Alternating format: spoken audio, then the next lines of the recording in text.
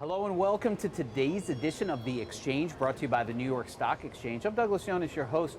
We're live on the floor with Steve Schoffstall. He's Director of ETF Product Management at Sprott Asset Management.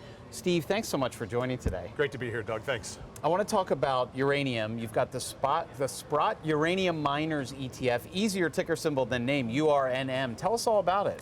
That's correct. So URNM tracks the North Shore Global Uranium Mining Index. It's the only pure play ETF that offers exposure to those companies that have 50% of their assets dedicated to the mining, the production, the exploration, development of uranium. That piece of the portfolio makes up about 83% of the index, excuse me. And it also provides physical exposure to uranium, and that makes up the remaining 17% of the index. The index is rebalanced semi-annually. Any company that has a minimum market cap of at least $40 million would be eligible to get included into the index. So tell us a little bit about interest. I mean, what's the market been like? What have the conversations been like about uranium in the last year?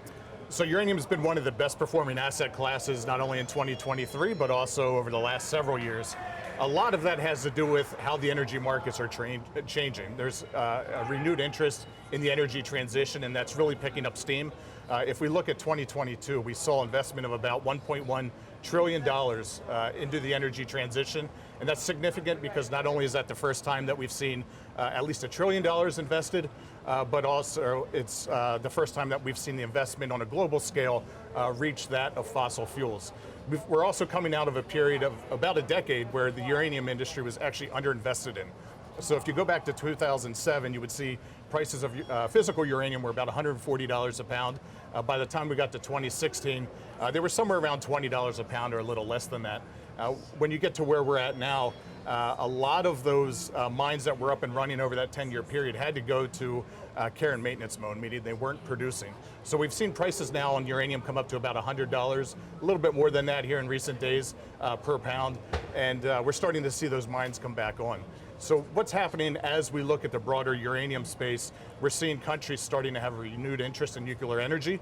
Recently at the COP28 conference, which is the global climate conference that the UN puts on each year, 22 countries, excuse me, just announced that an agreement that they would triple their nuclear energy production and resources out through 2050. We just saw last week that the UK is planning to quadruple their energy capacity as it relates to nuclear energy. And what this is really adding up to is it's really increasing the demand for uranium. And if you look out through 2040, each year we're expecting to see a supply deficit. And if you were to add up that deficit over the course of the next 16, 17 years, we're expecting about a 2.3 billion pound deficit of physical uranium. So you're obviously the Sprott team, you're spending a lot of time with advisors, your investors. What are some of the conversations like when you think about URNM? Where does it belong in a portfolio?